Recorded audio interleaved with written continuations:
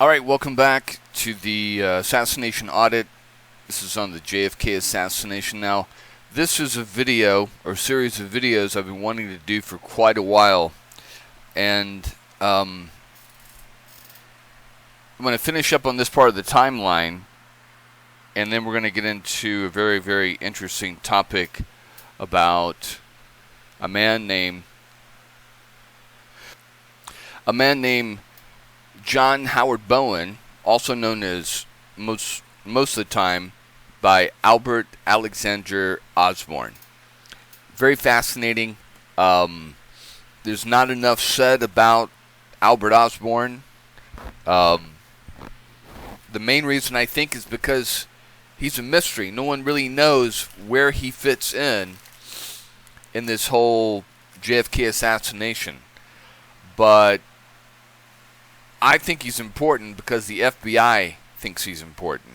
Okay, because I've come across memos like right here from the FBI that they've got over 90 pages of investigation into Albert Osborne with multiple substations, sending out agents into the field, spending hours and hours and hours. From the very, very beginning, Albert Osborne was of interest to the FBI until it all got shut down from the top, from Hoover and from the commission.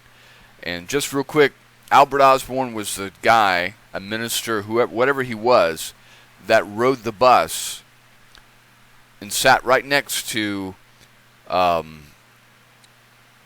Oswald on the bus from Laredo, Texas, down to Mexico City. So again, he's one of these, it seems to be these,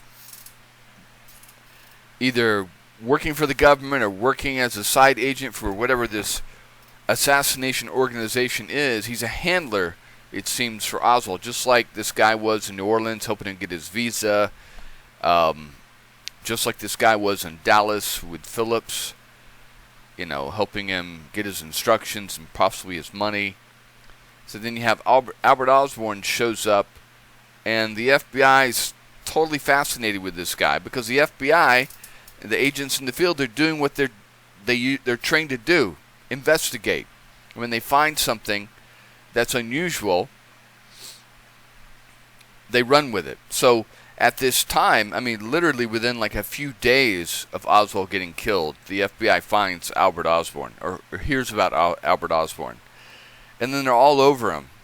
And then they're not sure if he's this Bowen guy or Albert Osborne. They're not sure who he is. Come to find out that there was a Bowen who was in the same missionary field, I guess you could say, as Albert Osborne. And he died. But he had a circuit of churches that he would go around and collect money at for his missionary and whatever other activities he was involved with in the right-wing circuit and these churches. And so Albert Osborne apparently took on Bowen's personality also with these other churches and other groups and started pretending like he was him. I guess to get more money or just to have a second identity.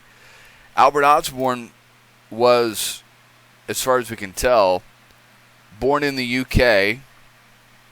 He served in it's quite confusing, the British Army, the Canadian Army. He served in India. And by the time, he comes along to Oswald, he's probably in his 70s and 80s, okay? So he's definitely not some kind of action type guy. He's a handler, of some type, because he knows his way in Mexico. And this also kind of blows away. There's a lot of people that say, well, Oswald was never in Mexico City. That was a second Oswald fake. Well, if you're not going to have Oswald in Mexico City, what's the point of having Albert Osborne, and what's the point of having this other guy in New Orleans helping him get his visa and handling him around in Mexico City? Now, I think that Albert Osborne, what you can find out, was with Oswald the whole time.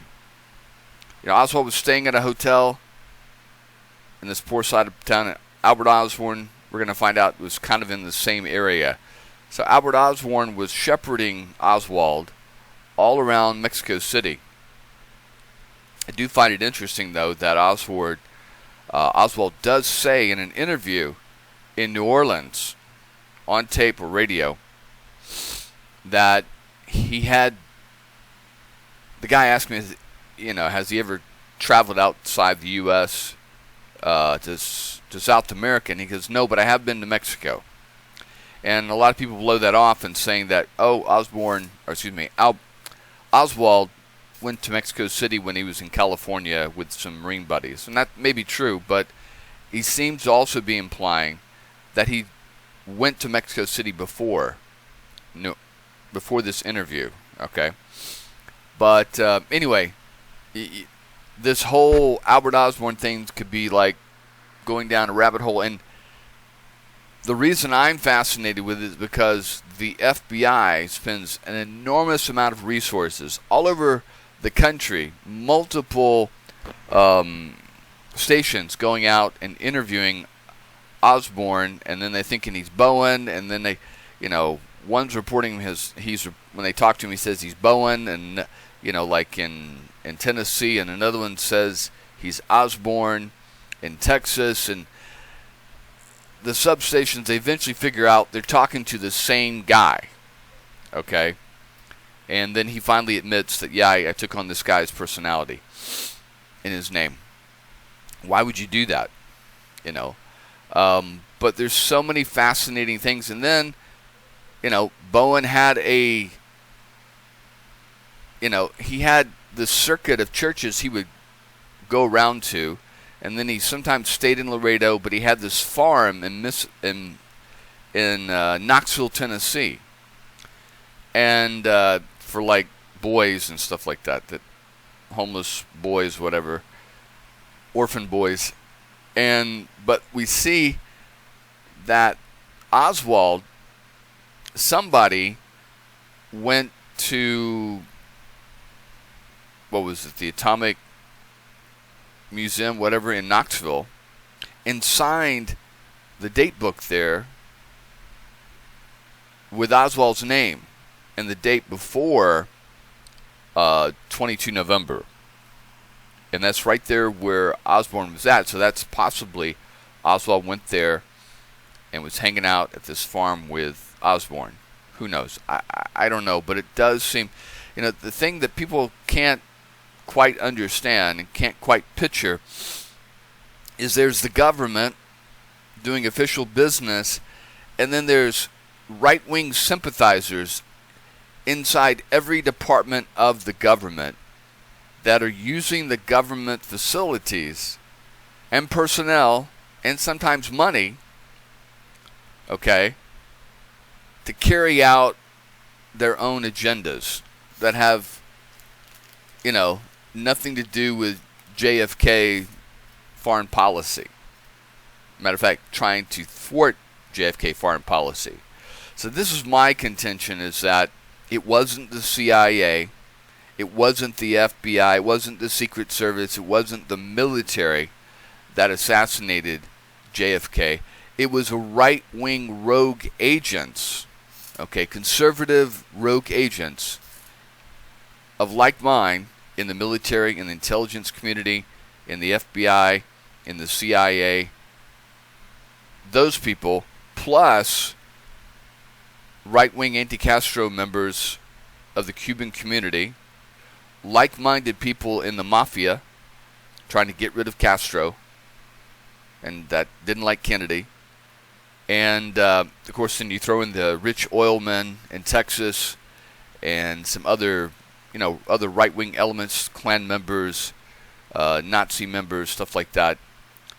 And then, flowing around them, you've got these people like Albert Osborne who seem to flow in between all of them. And then there was a right-wing religious element too, because, David Ferry was part of this church or whatever, and a priest or whatever in this church. So you've got these, it's almost the exact same thing you have nowadays. You got this right-wing religio fascist type of organization that's supporting Trump, and they're out in the open now. Before then, they were underground, you know. And you might have like-minded agents in the FBI, like-minded agents in the military and the intelligence, like General Walker, you know, and Hoover, stuff like that, that are supporting them. They're doing their official jobs also, but they're also, when they can, helping their allies inside the organization and outside the organization. This seems to be one of those guys here, okay? And so, and a lot of them may carry out missions, you know, carry money, carry messages, move weapons around, shepherd people around, babysit people, and not really know exactly who or what or why they're doing it, or that it may have anything to do with eventually assassinating the President of the United States. Like Albert Osborne may have had no idea that him shepherding Oswald down to Mexico City would eventually, you know, lead to the assassination of the President of the United States. He may have been fully aware of it. He may have not. The best thing is to not tell anybody anything about something like that, and just have them, you know, do whatever. A lot of these guys are just freelancers. They're trying to make a buck. They're doing it for the money, or they're doing it for the cause, or they're doing it for the country, whatever. The least amount of people who know about the end game, the better. All right, so we're going to start off where I left off here. So on 25 September 1963, Oswald cashed his unemployment check at the Winn-Dixie at 4301 Magazine Street. Now, I brought that up just so you can kind of take a look at that. Right there is now what a St. Vincent de Paul charity store. As you can see, not the greatest part of town. I'm sure it wasn't the greatest part of town back then. But I find this interesting that it says here the 25th of September, the same day, but late in the evening, the White House sources, in an exclusive to the Dallas Morning News, announced that the president will visit Texas November 21st, 22nd, 1963, and that the tour will also include Dallas. So I'm sure that intelligence sources, right-wing sources, they're tapping the president's phone, they're listening to his conversations, they're hearing them plan. So days before, they already know that the president's going to go to Dallas before it's officially announced, because they've heard him talk about it. They've heard him talk about the logistics with the Secret Service, all these things. And so then they officially announce it. It says on the 26th of November, 1963, the Dallas Morning News is the first newspaper to announce the Texas visit in an article covering President's conversation tour in Jackson Hole, Wyoming. And then, boom, once that date is ironed out, all the mechanisms for the assassination start to kick into play. So, boom, immediately Oswald gets sent on his mission to Mexico City. They already had an idea of where he already had an idea of what his mission was and where he was going. He has no idea that has anything to do with assassinating eventually the President of the United States. But the mechanism, the ball's rolling once all that officially comes out. So it's like, you know, when I was in the military, we had this thing called hurry up and wait. And we would all run around like mad trying to gather our equipment, clean our equipment, pack our equipment, get everything ready, and then boom, you're waiting. And then you're waiting for the commander to come in and say, go. Okay? And then once you get a go order, boom, you're running out in formation, you're marching off, you're loading the plane, you're packing the trucks, whatever. That's what they're waiting for. They know it's going to happen. They just don't know exactly when. So when the official date comes out of the 22nd in Dallas, it's a go date. boom, you see all the mechanisms start moving forward. And this point is Oswald. I'm sure there's a lot more other things going on in the background. You see Phillips all of a sudden becomes the station chief for anti-Cuban affairs in Mexico City. And then Oswald, boom, is sent. Okay, boom, you're sent on your mission. He already knows he has this mission. Again, I don't think Oswald knew it had anything to do with eventually leading to the death of the President of the United States. So the 26th, literally like the very next morning after the announcement, Oswald is seen boarding a bus for Laredo, and he crosses the border into Mexico in the early afternoon. Now I've got some paperwork here. Hold on one second. Now this was from a cablegram from April 5th, 1964, from the Legate of Mexico City. It talks about Oswald's trip.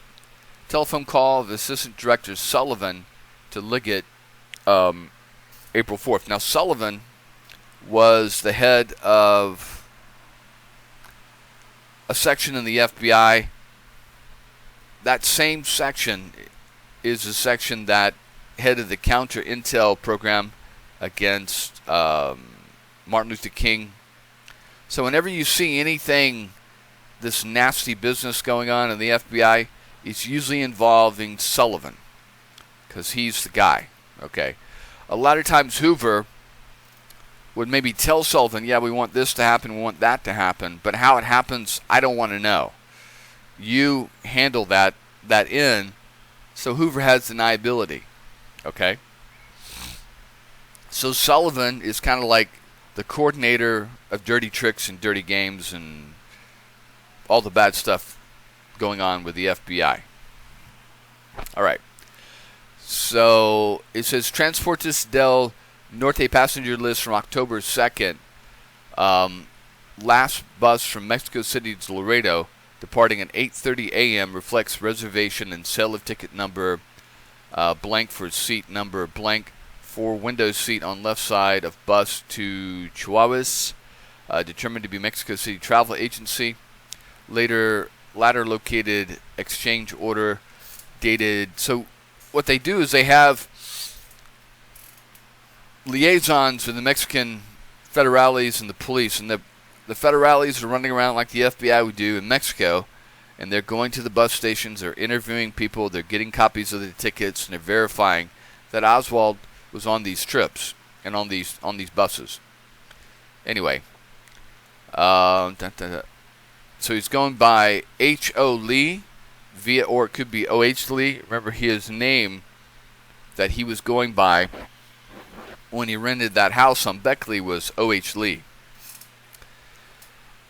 It says via Greyhound bus from Laredo, Texas to Dallas. Seats 8 and 9 directly in front of Lee were assigned to J.M. de Cuba and wife. Seats 16 and 17 directly behind him were assigned to Van der Van Jorge de Villa, latter traveling to Monterrey. Seats 18 and 19 directly across the aisle assigned to Mr. and Mrs. Jose Barriga. So Osborne got him to Mexico City, and then Osborne went on with his supposedly distributing Bibles and food and money to these churches, because they had to have his cover. And then they figured, Oswald's big enough boy to make it back. We'll get him to the bus station, and he's big enough boy to make it back to Laredo on his own. Let's see. Ticket salesman. Moving on there. We sold transportation to Lee and 4 employees at travel agency interviewed and unable to definitely identify photo of Oswald. Upon re-interview today, Lanastasio Ruiz Meza advised that after considering circumstances of his trip and considering consulting with Superior to determine if cooperation in this matter might be inimical, his best interest, he is certain that the young American who had an incident at kilometer 26 uh, immigration station was Oswald. An incident. Wow, that's interesting. So I wonder whether there's more about this incident at the immigration station. Anyway, he positively identified profile photos of subject as an American who had been taken off bus. Wow. Ruiz Miaz recalls noting presence of Oswald first time at Transportes del Norte bus terminal restaurant in Monterey during period between buses. He recalls Oswald wearing a short-sleeved light-colored sports shirt and no coat. He believes Oswald occupied seat to the rear of bus after buses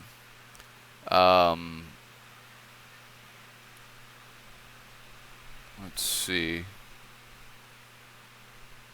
changed in Monterey.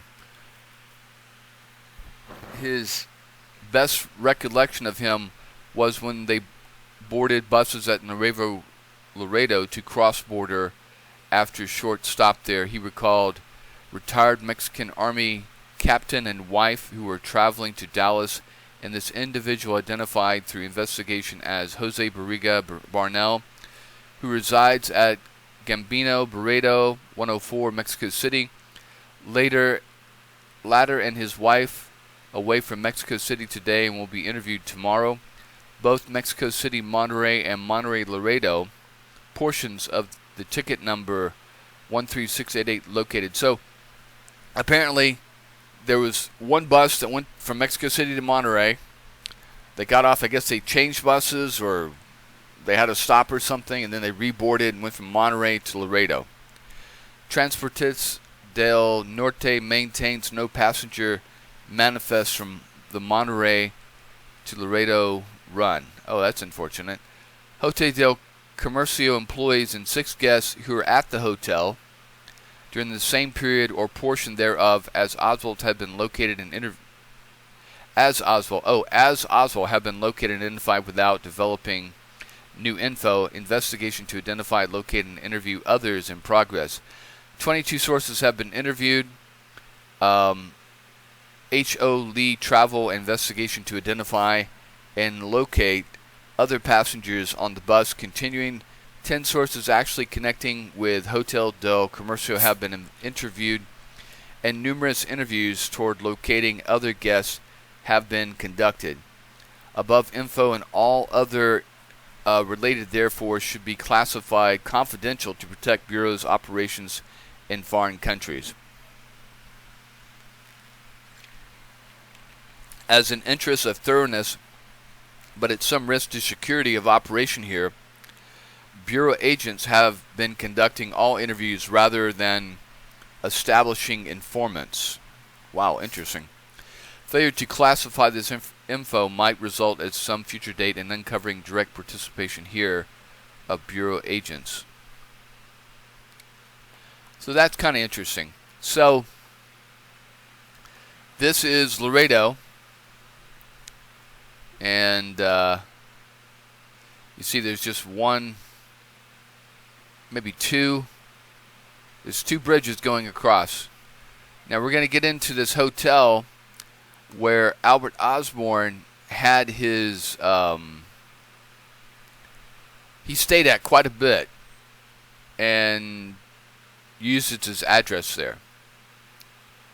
Alright, so we got that one. Alright, hold on one second. Alright, so this is copies of FBI memos, and then we're going to get into some information that was put into the Warren Commission. They even mentioned him. But this is all related to Albert Osborne. Now, it's kind of a slow burn. I've read over this about 2 or 3 times, and you see they don't know exactly who and what they're dealing with in the beginning.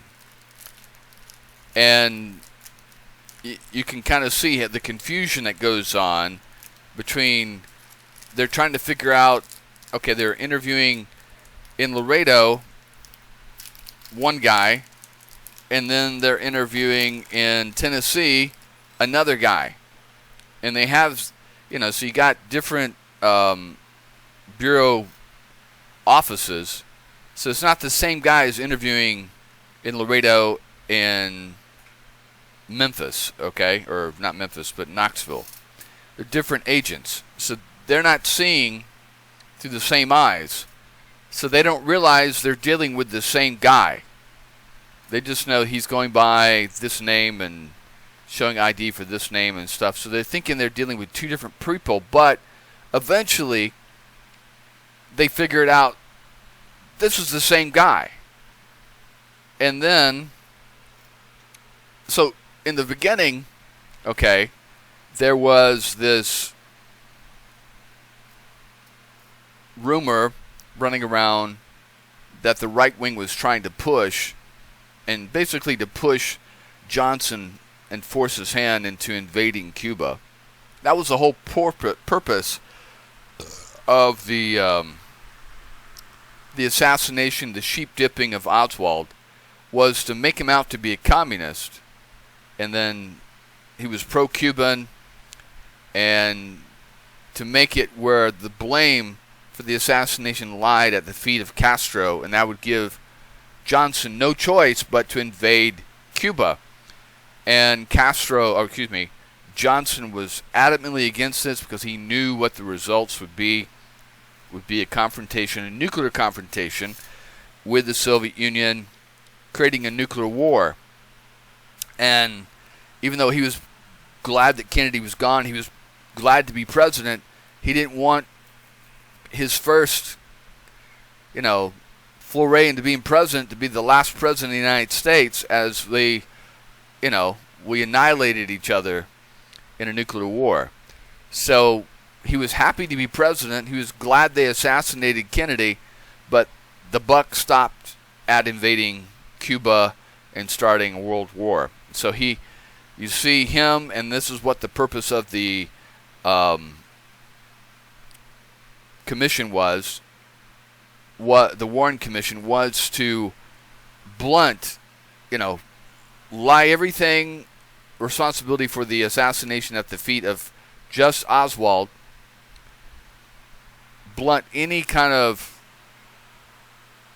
emphasis that the Cubans or the Russians had anything to do with it, or anyone else for that matter. And so that's what they did. But the FBI, being trained agents in how to find stuff, they're doing what they do, okay? And you'll see they go along, and all of a sudden they get excited about, hey, this guy maybe has something to do with this. Maybe there was a conspiracy, okay? They don't bluntly say it, but you can see how they're spending all these resources trying to find out who. They go to freaking the UK and interview his brother and sister, okay? It's that extensive. Just for a guy who was sitting on the bus with Oswald? Come on. So, I personally don't think there's enough emphasis on this Albert Osborne guy, okay, because he is the key. If you find his connections, you're going to find they all go back to the right-wing, religious, Nazi, fascist, conservative, virulently anti-communist elements inside, white America, I guess you could say, at the time. So, but what happens is you see at the very end, they start off kind of meandering, not knowing where it's going. Then it peaks. They start taking off and, hey, we found this, we found that, and he's related to this, and he's this and that. And then, boom, at the end, it just drops off and it goes nowhere. And what that is Johnson and the Warren Commission and Hoover just putting an end to it. All the speculation, hey, no, it all ends with Oswald. No one else is involved. Stop what you're doing. And, of course, FBI agents, they got, careers and paychecks and mortgages and families and car payments and house payments.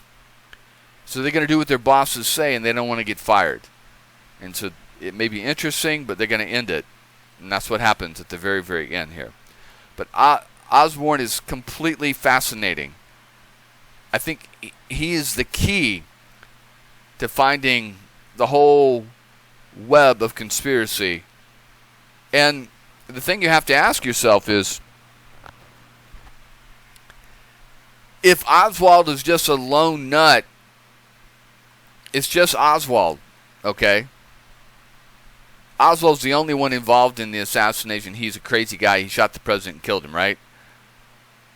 And besides all these other things involved, like Ferry and New Orleans and, all that. And then you got Osborne. So everywhere Oswald, he's fairly smart, but he needs help, okay? And he's needs to be pushed along. So they're paying him, they're pushing him along, they're feeding to his patriotism, but they also have little handlers that kind of help him along too, because, he's not the brightest guy not the sharpest, blade in the toolbox, okay? So this is why you see all these handlers. You got Ferry and the New Orleans group handling him. You've got this guy helping him get his visa. You've got Osborne helping him get to Mexico City. You've got Phillips with him in Dallas. This is why it all points to a conspiracy beyond, the lone nut crazy killer. Okay? But I think besides New Orleans, Osborne is one of the most important characters that's rarely ever mentioned and rarely ever gone into. Anyway, so we'll keep going. So this is March 11th, 1964. This is Special Agent Emery Horton, okay? And he's sending in, and so how these work is that, you'll have a field office, in Texas or Tennessee or whatever, and they'll send out agents, go to this address and interview people, and they'll interview people and they'll get information from them, and then they'll follow up on those, and then they'll follow up on those leads, and they'll follow up on those people, and they'll follow up on those names. And it's just a series of interviewing people, okay? And then they'll send in, the agent will go out, and he'll come back, and he'll type up his report and give to his boss. It's kind of an accounting. Well, this is what we did today, and this is what we heard, and this is what we saw, okay? And then the field, there may be a special agent in that field office that's assigned just to that investigation. Or it could just be, if it's a small enough field office, just the special agent in charge of that field office will type up a summary of all the reports that he got from his agents, plus their reports, and pass that on to headquarters in Washington, D.C. So this is what this is. And they're out there doing their jobs. And, Hoover can't run around and say, no, stop interviewing that person because, if you interview that person, you're going to find out that so-and-so was involved. So he lets them roll, okay?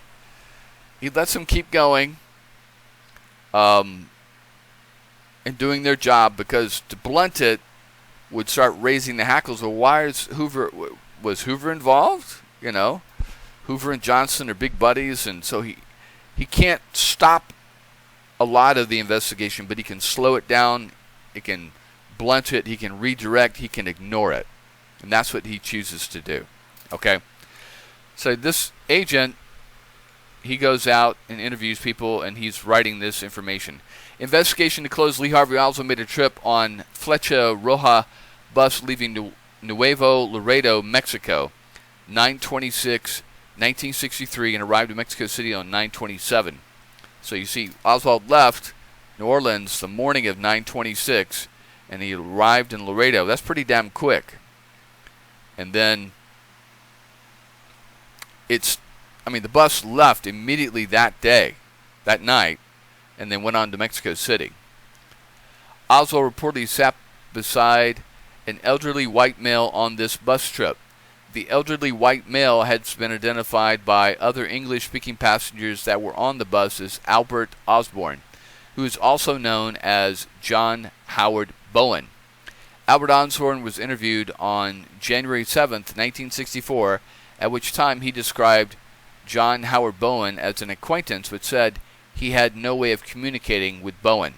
So, okay, the FBI kind of figures this out, that in the beginning that Albert Osborne and John Howard Bowen are the same people, but Albert Osborne swears that they're different people. Okay, he was interviewed as Bowen on 228 and 1764, at which time he denied being identical to Osborne, but said that he was acquainted with Osborne and furnished considerable information regarding Osborne and himself. On March 3rd, 1964, Osborne was again interviewed, at which time he admitted that he is also known as John Howard Bowen, having used that name since soon after World War I. During latter three interviews, Osborne admitted making a trip to Nuevo Laredo to Mexico City on September 26, 27th, 1963, but does not identify photographs of Lee Harvey Oswald as person he sat beside on the trip. He states that he sat beside a young man that appeared to be Mexican or Puerto Rican, and claims he, Osborne, has only English-speaking passenger, as he, Osborne, was the only English-speaking passenger on the bus. Osborne was reputed and claims to be a missionary in Mexico for many years, and he receives financial assistance from churches and individuals throughout the United States for his work. Osborne has not furnished any detailed information as to his movements and or activities, claiming he is unable to supply such date. Osborne is 75 years of old, born in England, reportedly served in the British Army and migrated to the United States in 1914. Thereafter, he claims he lived in Washington, D.C. And, let's see here.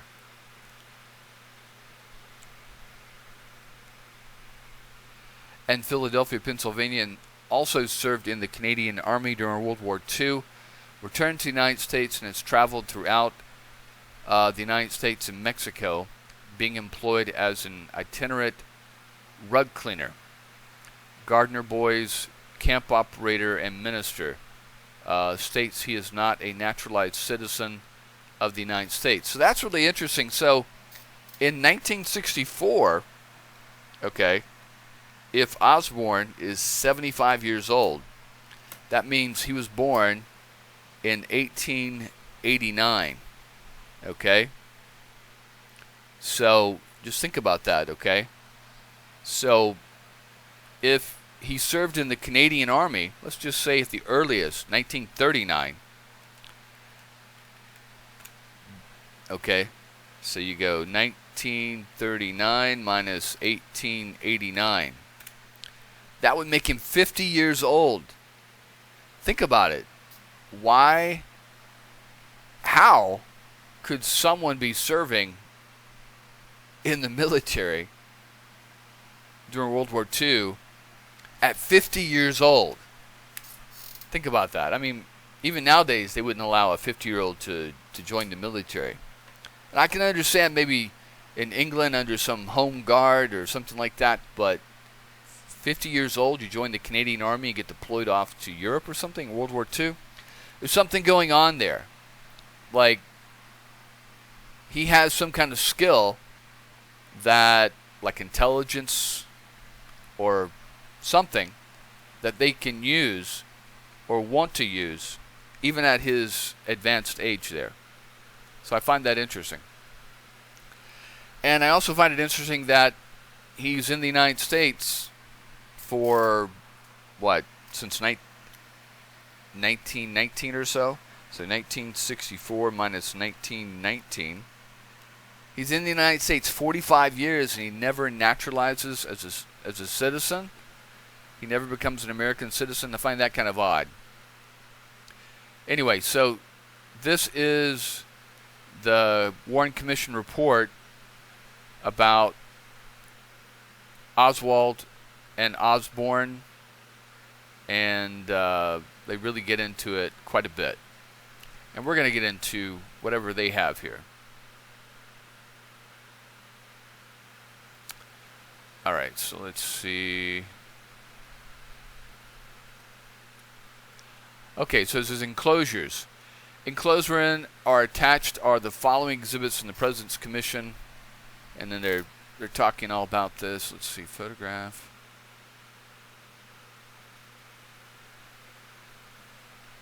Photograph, let's see, of letter addressed to Central YWCA, Montreal, Canada, signed Albert Osborne with an address in the upper right-hand corner to Emilio Carrazza. So these are exhibits that the commission included. Photograph of certified copy of entry of birth. See, what the commission is doing is they're trying to establish that Oswald went to Mexico City and that this guy sat beside him, and that's how they know Oswald went to Mexico City. But they don't get into the background of Osborne like the FBI does. The FBI gives the commission all this information.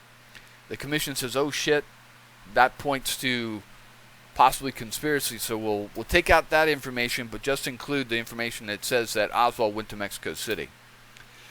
Photograph, certified copy of entry of birth, application number 514371, reflecting birth of a boy named Albert born 12/1888 to James Osborne and Emily Osborne, formerly Cole.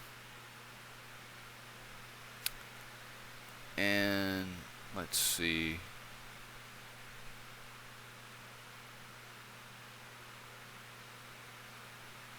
All right, hold on one second. All right, so again, they're trying to establish that Oswald went to Mexico City, and here's the proof because he was with this guy named Albert Osborne sitting next to him. Albert Osborne, John Howard Bowen.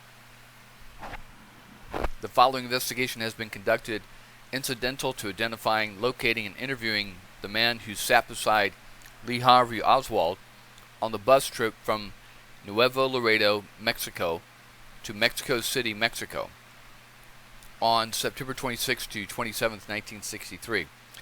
Much of the investigation herein set out has been previously reported, but is again being set out for the sake of clarity and continuity and completeness.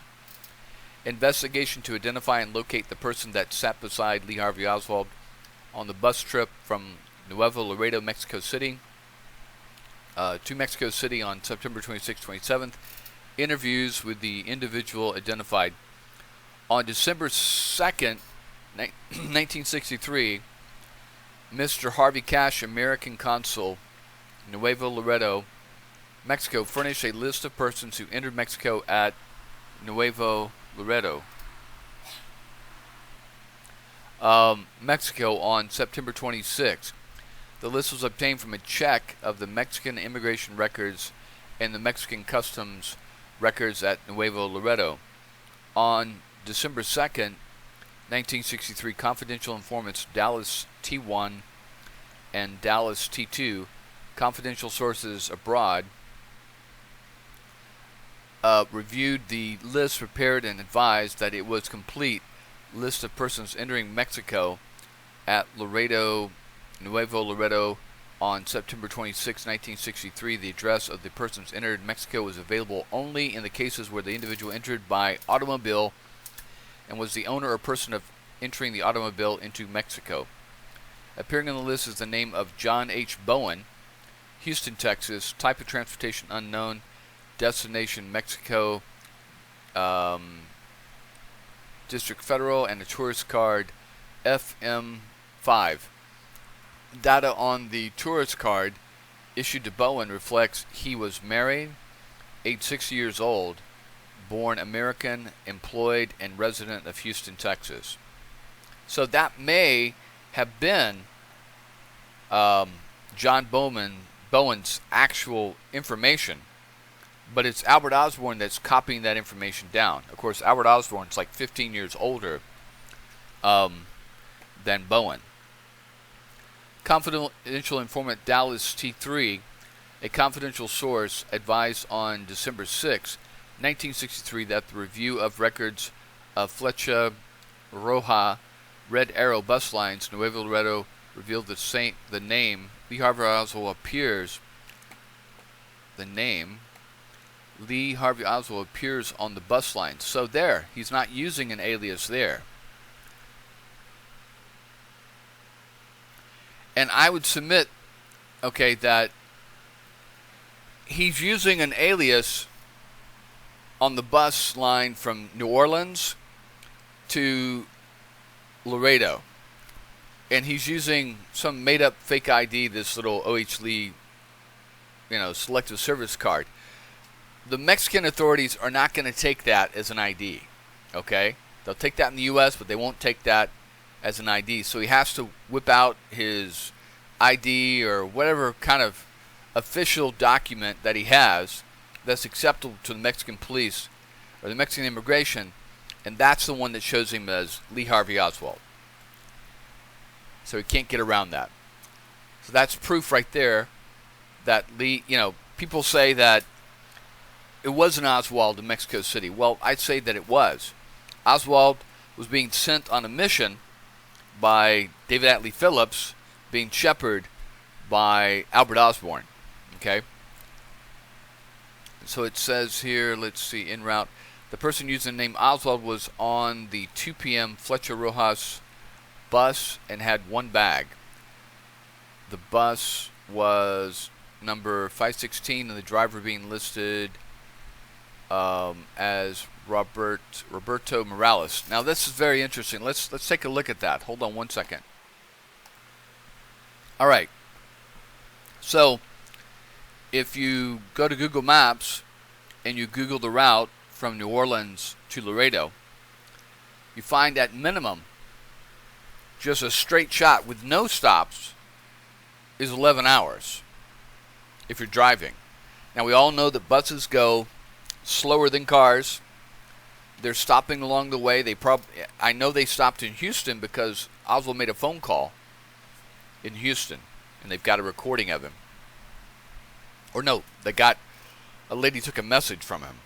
Okay, so they probably stopped at other locations along the way, San Antonio, whatever. So we're looking at minimum 12 hours, at least. So if the bus got to Laredo at 2 p.m., that means at minimum the bus would have left New Orleans at 2 a.m. Now, yeah, buses do leave at weird times because they're, these routes go straight across the country and they get to wherever they get at whatever time they get. So it could be possible that Oswald left at 2 a.m. But remember here, in our little schedule, it says late in the evening, Oswald cashed unemployment check at Winn-Dixie. So that would have been before, say, 6, 7 o'clock. Gives him a couple hours to get ready. And early in the morning, Oswald boards a bus for Laredo. So it's possible, but that's also cutting it quite close right there, I think.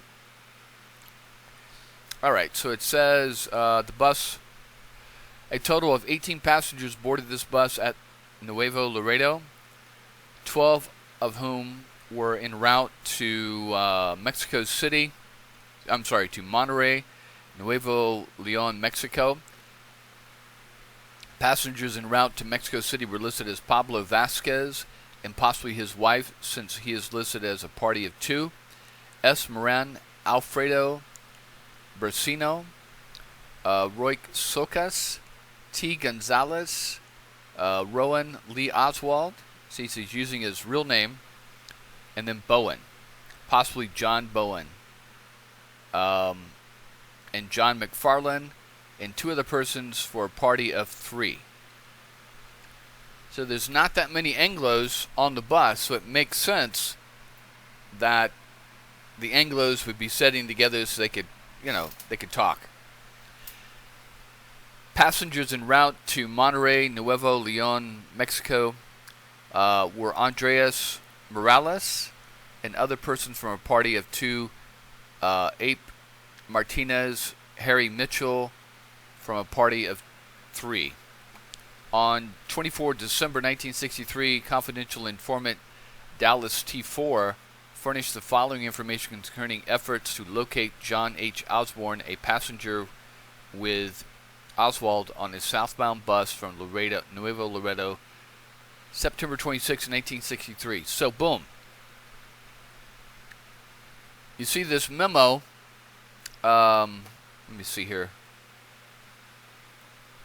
Is dated, let's see here, December 2nd. So within, the assassination happens on the 22nd, and that's December 2nd. So within 2 weeks, within the first 2 weeks after the assassination, the FBI is zeroed in on Albert Osborne. What's he doing going to Mexico City? What's he doing with sitting next to, because all the passengers saw him sitting next to Oswald.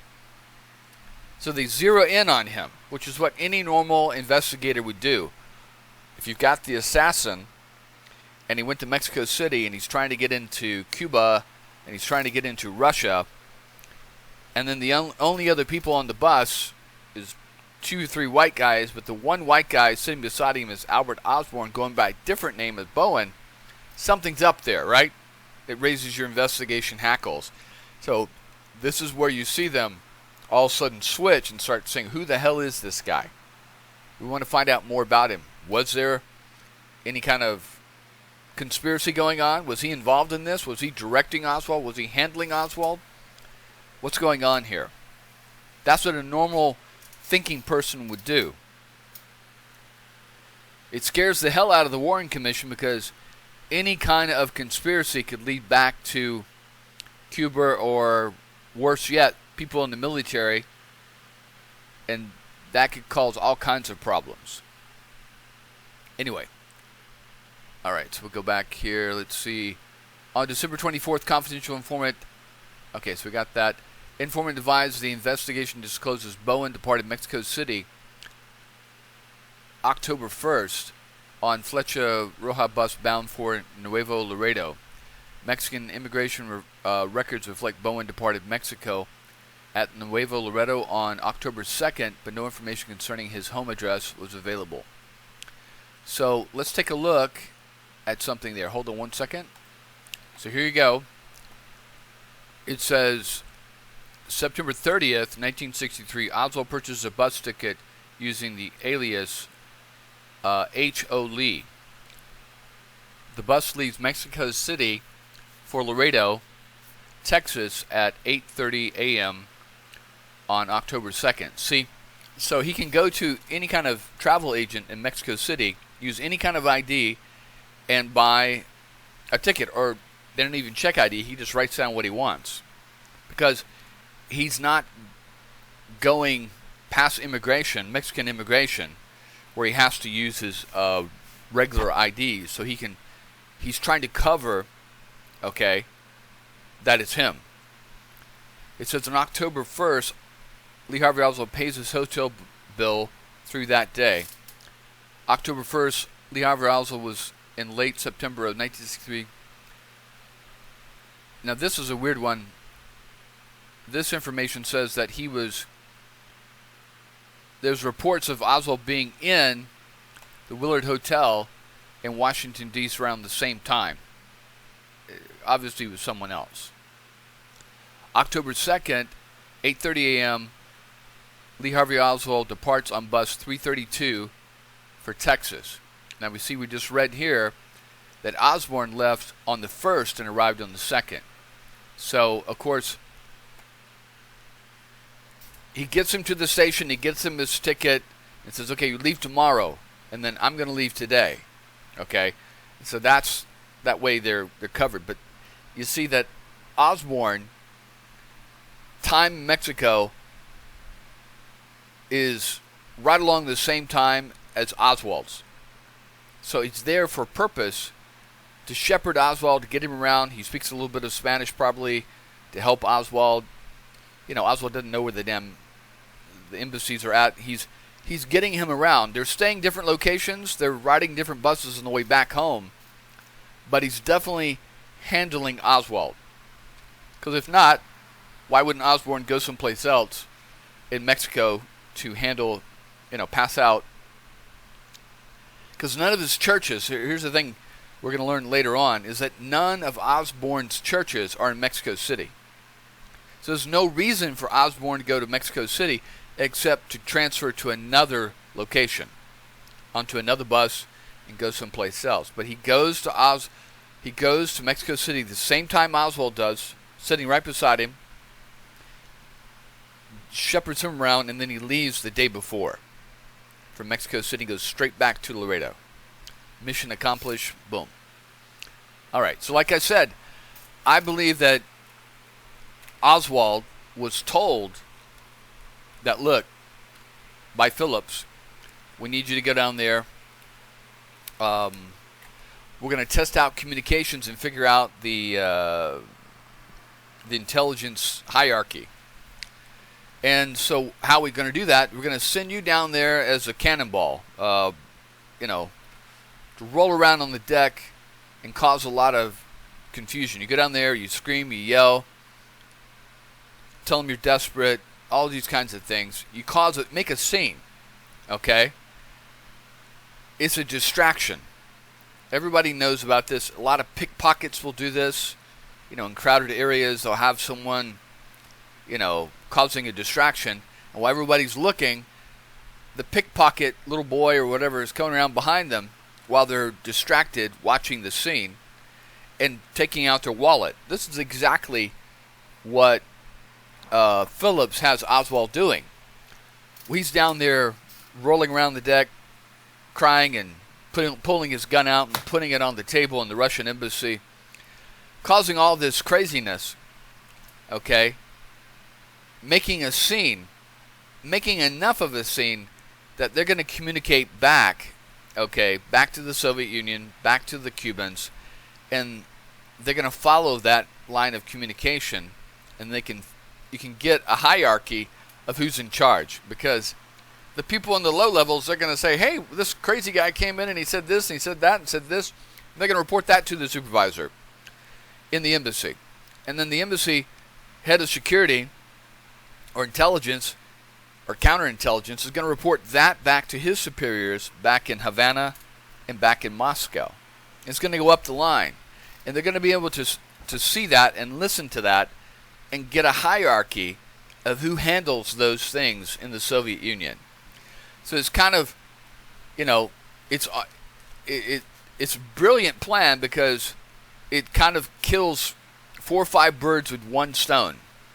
Okay, so first and most important is they establish Oswald's bona fides as this fanatical, unhinged person trying to get into Cuba and Russia. And that lays the blame, when Oswald gets caught, of the assassination on Cuba and Russia.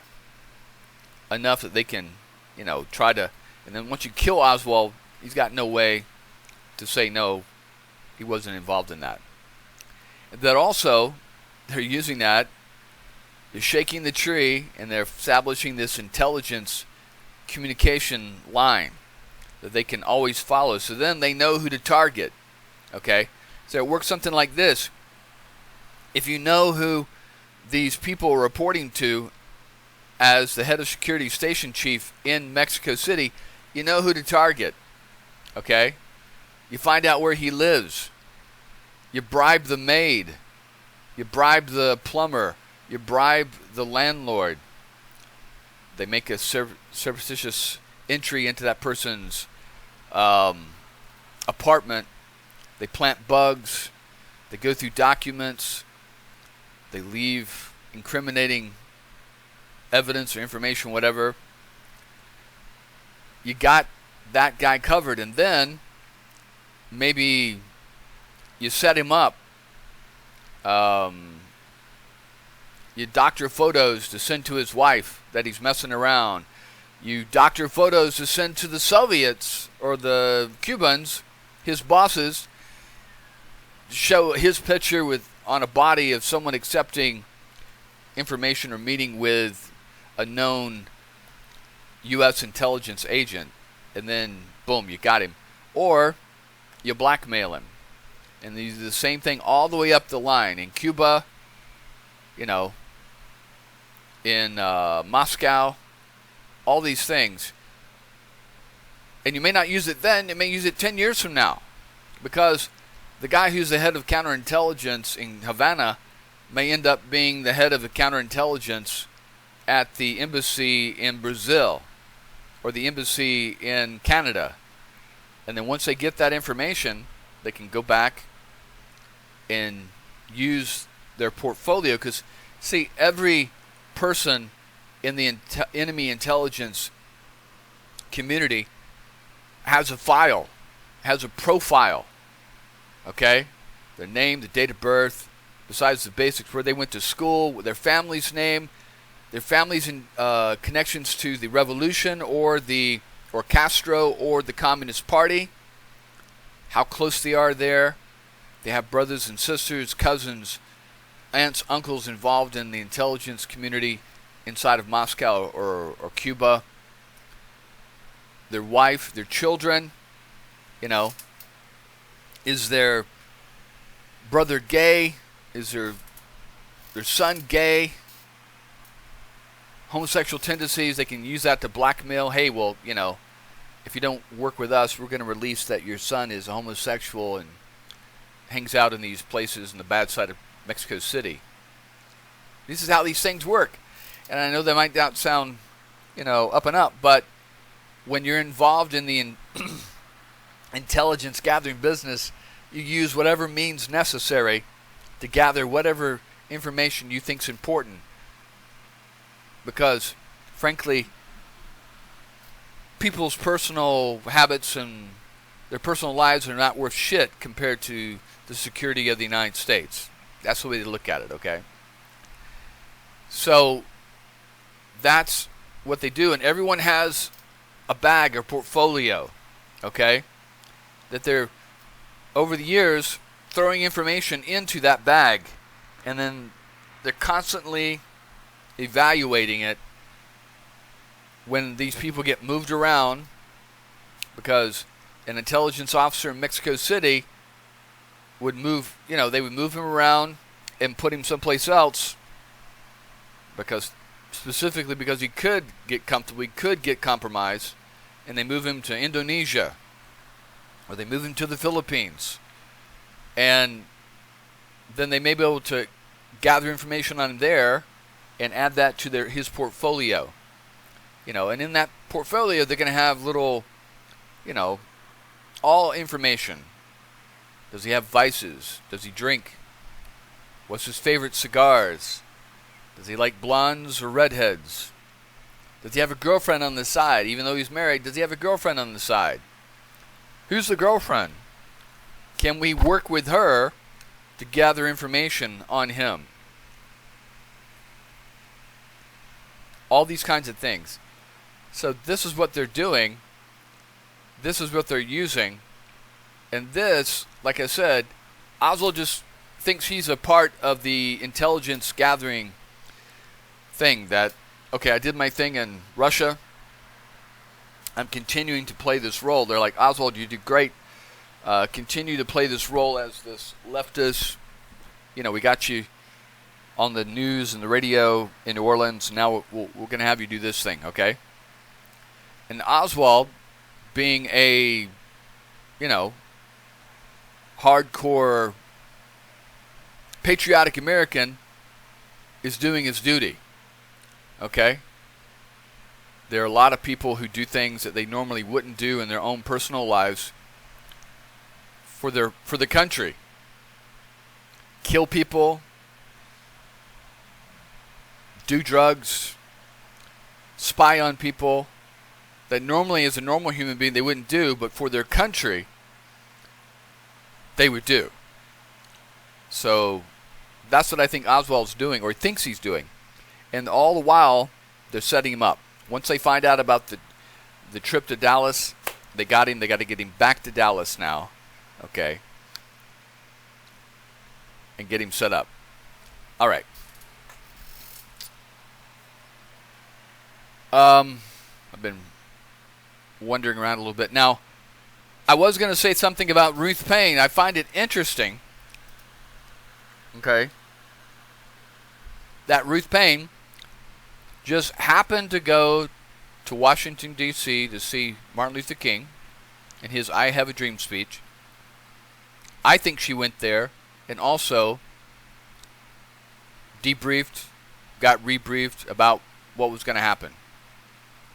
Now, we need you to get Oswald's wife back to Dallas because that's where the action's going to happen. And that's all you need to know. So, I find it interesting that at the same time, Ruth just happens to just drive back down to New Orleans from D.C., okay? Right around the same time that Kennedy's announcing that he's going to do a swing to the south, and then it finally irons out the day after, or a couple of days after, Ruth Paine gets back to Dallas with his wife. Now, I find it interesting that Ruth Paine just shows up, okay, and Oswald's like, oh yeah, sure, go ahead and take my wife off to this other city, and I'm going to go to someplace else, and I'll see you guys later. Isn't that convenient? She just happens to show up right at the same time that Oswald plans his trip to Mexico City. It's like the ball, once they found out Kennedy was moving, was going to be traveling to Dallas, the whole mechanism, boom, went into place. Ruth Paine conveniently drives from Washington, D.C. down to New Orleans and picks up his wife. I mean, my God.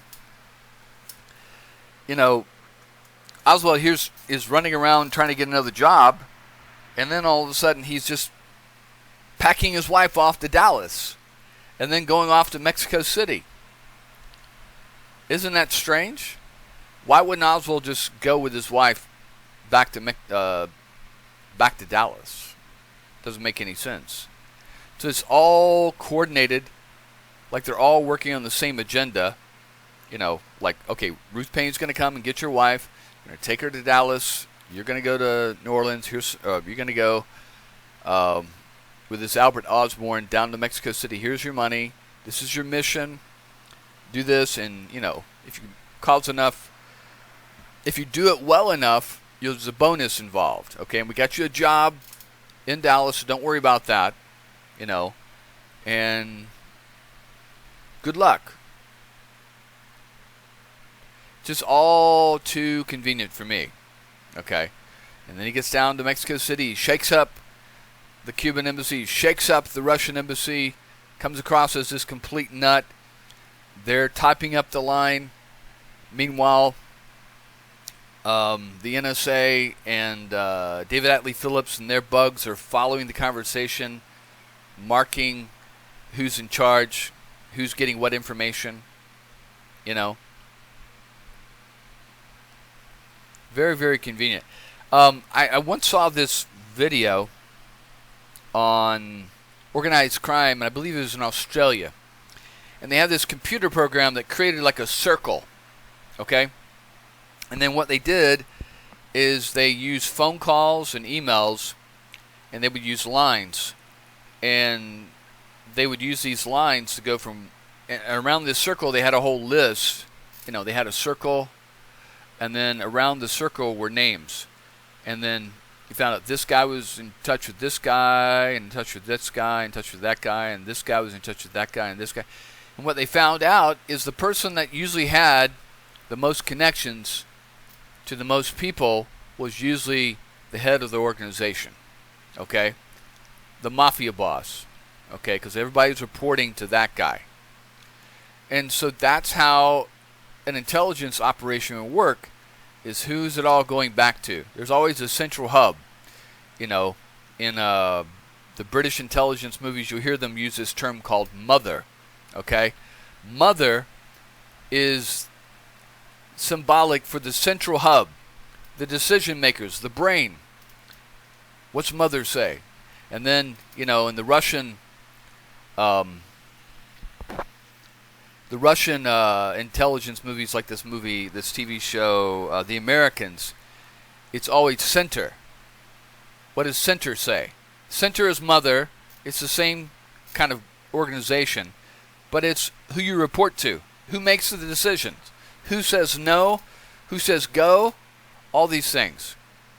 So that's what they were trying to use Oswald as this wild cannonball running around, and then they find out. And also, they would find out who's the intelligence liaisons between the Russians and the Cubans, because monitoring the communications, you would all of a sudden you get the Russians calling their Cuban counterparts saying, hey, are you getting this crazy guy named Lee Oswald trying to get a visa? Yeah, we're getting the same guy. Oh my God, he's a nut. He brought a gun into the embassy.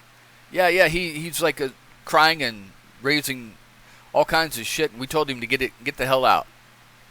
Well, yeah, you don't let him out, you don't let him back in, don't give him information, but we got to find out more about this guy, okay? Yeah, we're working on our end. Back in Havana, we're working on our end back in Moscow, trying to pinpoint who the hell this guy is. So there's going to be liaison also. Then boom, you've got them mapped. You know who they are. You know who to target, okay? Once you know their name, because they're not all living at the embassy. They got apartments. They got restaurants they go to. They go to shops. They're probably, I'm not saying they're going to churches, but, you know, they probably are involved in other things around Mexico City. So you can target these guys, and then you've got them on your list. So if they show up, they leave Mexico and show up in Indonesia or show up in Thailand, you know who that person is and what his job is. He's not the embassy janitor, okay? He's not the electrician that they're saying he is on the application for the visa. Anyway, get back into Bowen here. So I'm going to spend quite a while on this. We're going to go through every single page we can find, and I'm going to give my insight on what I think is going on with this guy. Okay. All right, so it shows that Bowen arrived back on the 2nd in Laredo.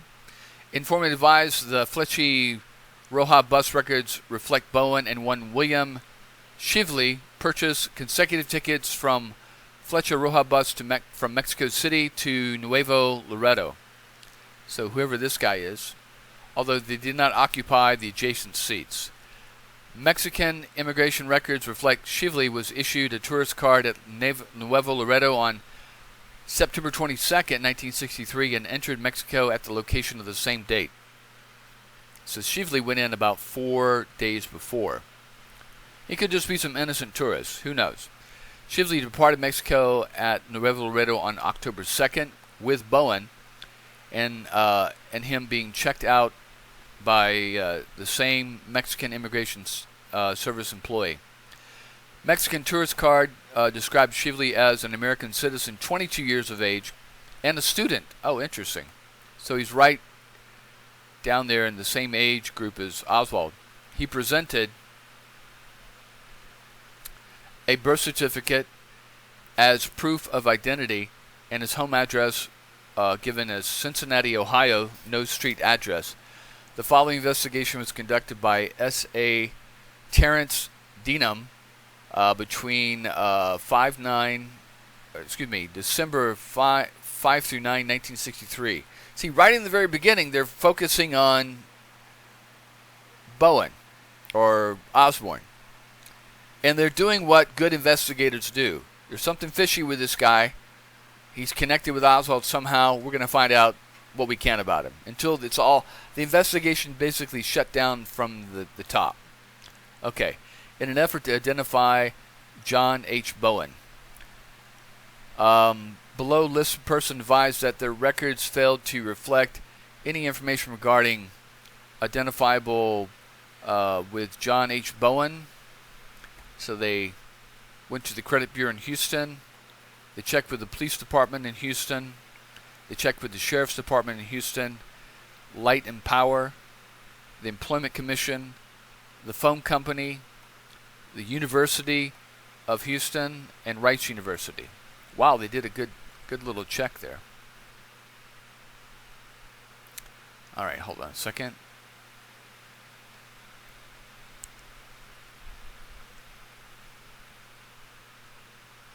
Wow.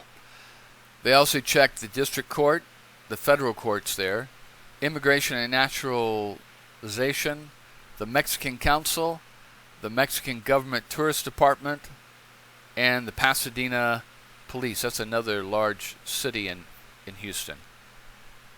In addition to above, all the persons in Houston, Texas with the name of John Bowen, regardless of middle name and initial, were contacted. Wow, see, this is how thorough the FBI is.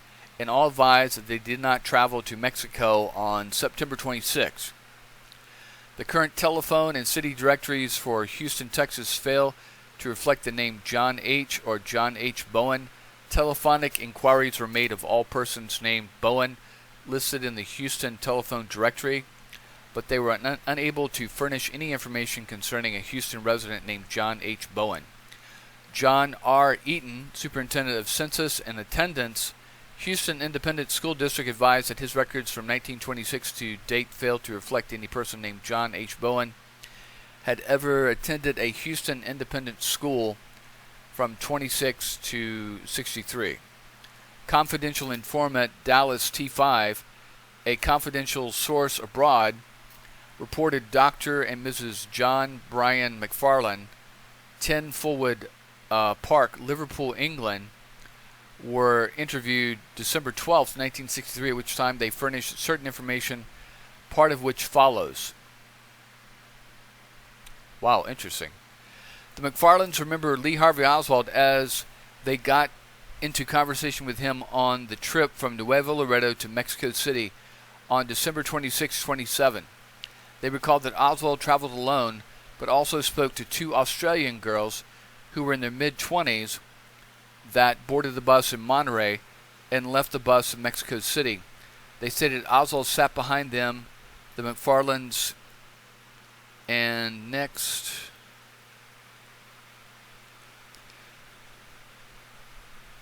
to an 80-year-old United States citizen who looked to be about 60 years old age, who lived in Cuernavaca and the state of Tennessee. The individual that sat beside Oswald was allegedly a retired school teacher who taught in India and Arabia and is currently writing a book on the Lisburn earthquake in 1775. So they're talking about Osborne, okay? Because Osborne was 75. He lived in Tennessee. He had served in the military in India and Saudi Arabia. So it says, a review of the FBI files reflect one John Howard Bowen, born January 14, 1887, at Chester, Pennsylvania, once resided in Houston, Texas, on June 4th, 1942. See, this shows you the detail that the FBI gets involved with. They really get into it. See, they sent someone from Scotland Yard to interview these people, this English couple that was on the same bus as Oswald. It says,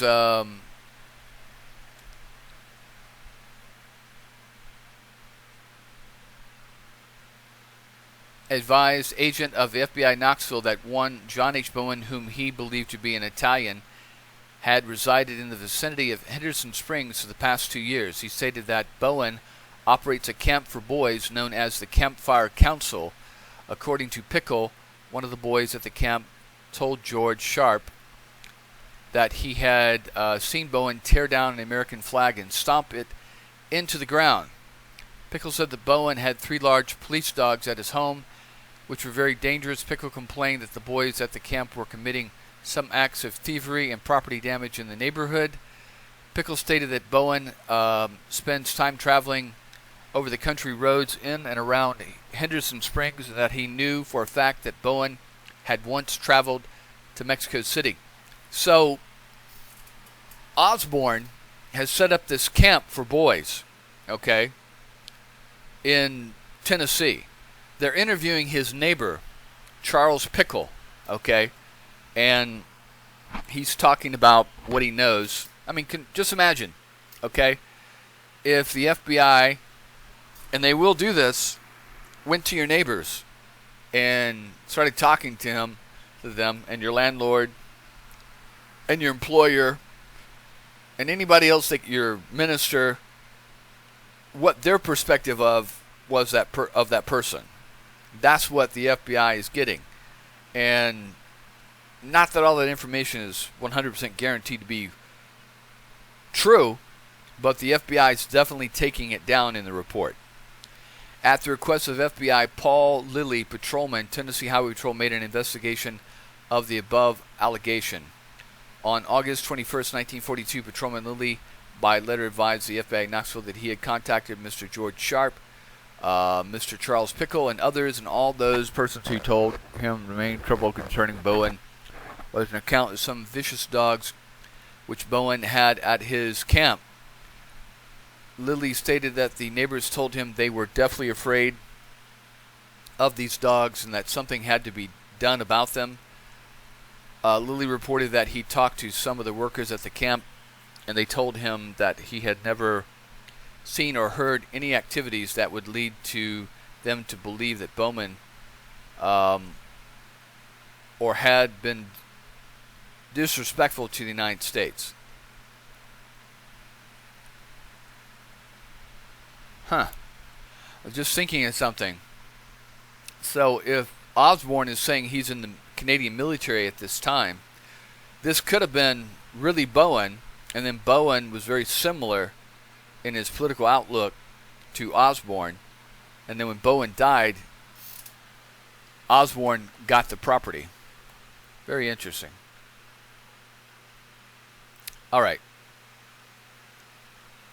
So you notice how the FBI just takes down all this information, no matter how small and detailed, because you never know later on, 6 months, a year later, what information may become relevant.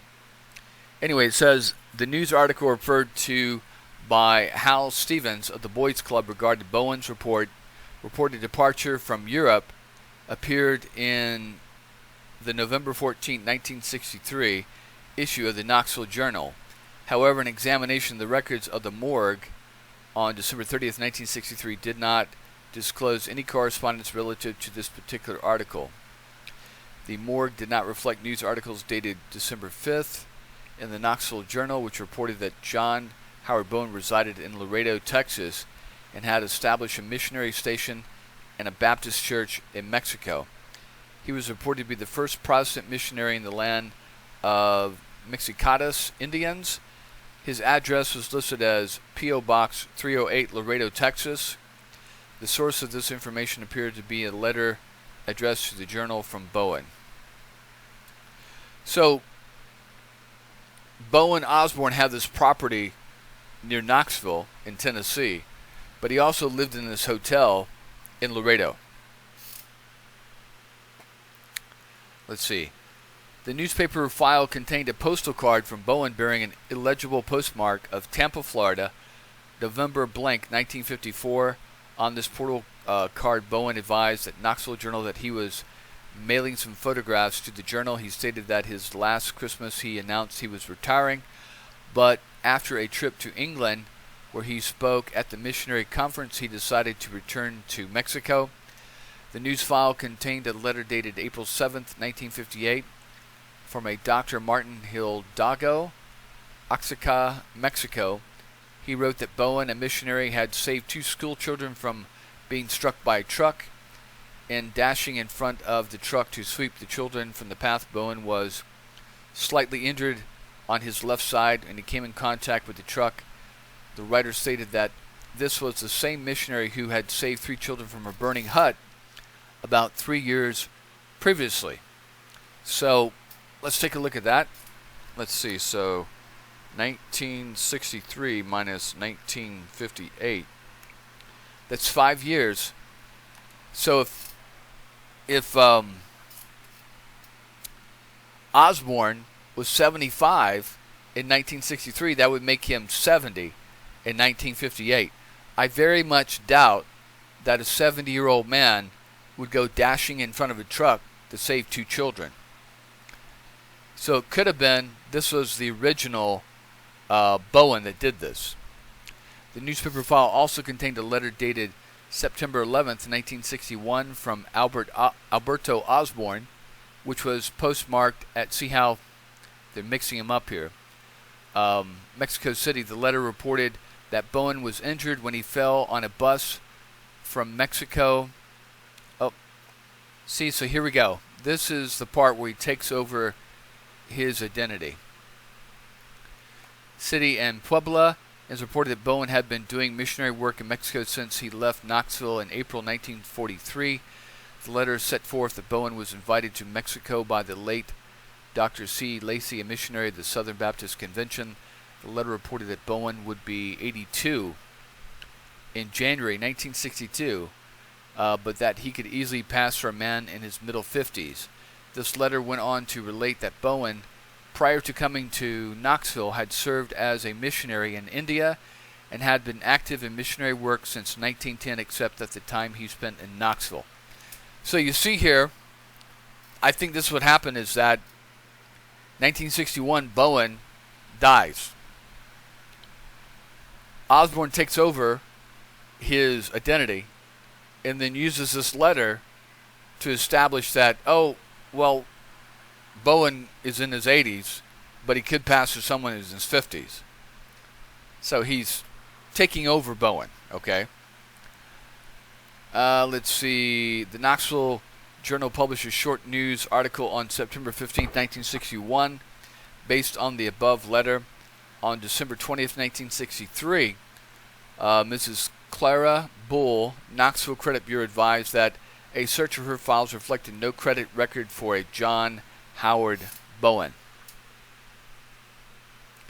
December 20th, 1963, Mrs. Charles Davis, Records Department, Knoxville Police Department, advised that she found no arrest record in the files of her office for John Howard Bowen.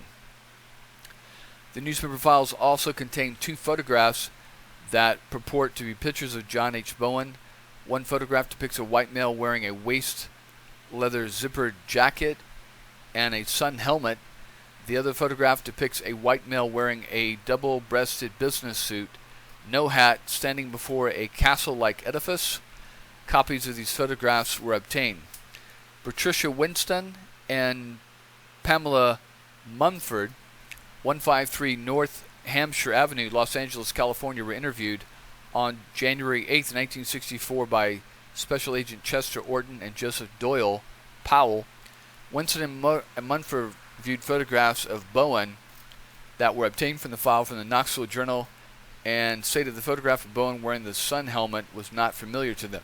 They said the picture taken in 1954, Bowman standing in front of the castle, was familiar and possibly could have been the man who sat next to Oswald on the bus trip from Laredo to Mexico City on September 26-27, 1963. See, so the police are still, the FBI is still not sure who they're dealing with. Is he Bowen or is he Osborne? In this regard, it is pointed out that both Winston and Munford previously stated that they made a trip from Laredo, Nuevo Laredo to Mexico City on a Flecha Roja bus on September 26-27 and identified Lee Oswald as a passenger on the bus with whom they conversed. On December 27, 1963, reviews were made of birth records, school board records, credit bureau records, city directories, newspaper morgues, and death records at Chester, Pennsylvania, with no information being developed to identify John Howard Bowen, born January 14, 1887, at Chester, Pennsylvania. On January 7th, see, so this Bowen and Osborne apparently are within 2 years of each other, supposedly. On January 7th, 1964, a confidential informant, Dallas T4 Supra, advised that John Howard Bowman had not been located in Mexico. Dallas T4 reported the interview on January 7, 1964 of a Reverend Albert Osborne, an elderly Canadian missionary residing at 4 A. Emilio Carranza Street, San Martina, in Pueblo, who disclosed the following information. John Howard Bowman is an ordained Baptist minister who, over the years, has collected funds for the construction of several churches in Mexico. Bowman has not been in Mexico since the late September or early October 1963, at which time he advised Osborne has been thinking of giving up his missionary work because many of his contributors who helped him financially over the years are now deceased. Osborne suggests that Bowen could be located through the Hotel Jung or Jung in New Orleans, where he was recently employed and was making efforts to qualify for Social Security benefits. See, so there's a connection right there that,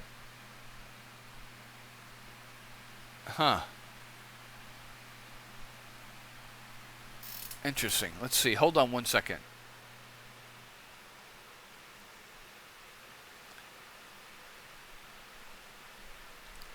Osborne is also up in Bowen might be located through Hotel St. Anthony, Laredo, Texas.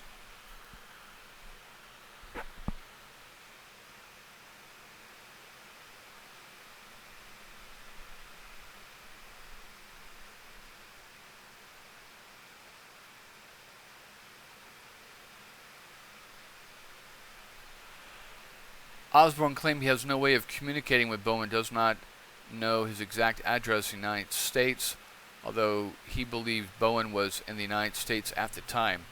He said Bowen never lived at but did pick up his mail during his visit to Mexico City. So somebody's talking to Osborne who's trying to pass off this information about Bowen. All right. So let's take a look at this one. Hold on one second.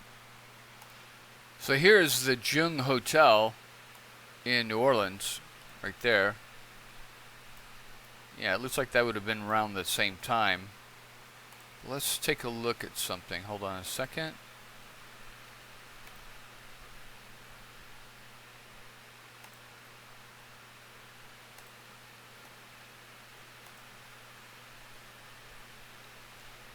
So you notice it's right back in that same area. There's the French Quarter.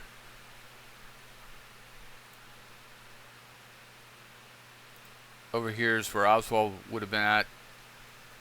So it's not far from everything there. All right, so it looks like I've gone past my time here. Let me finish this page and we'll continue next time. I'm just going to go through all this information on Osborne and just do all the next videos all about Osborne. Osborne claimed he has no way of communicating with Bowen and does not know his exact address in the United States.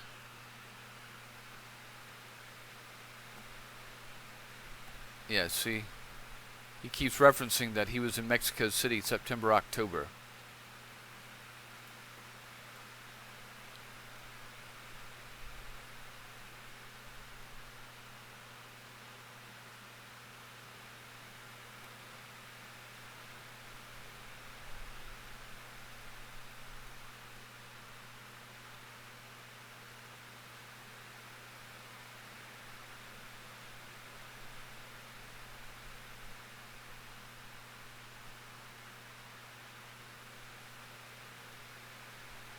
Okay, so I'm going to stop here, and then we're just going to keep rolling along with all this Bowen information from now on.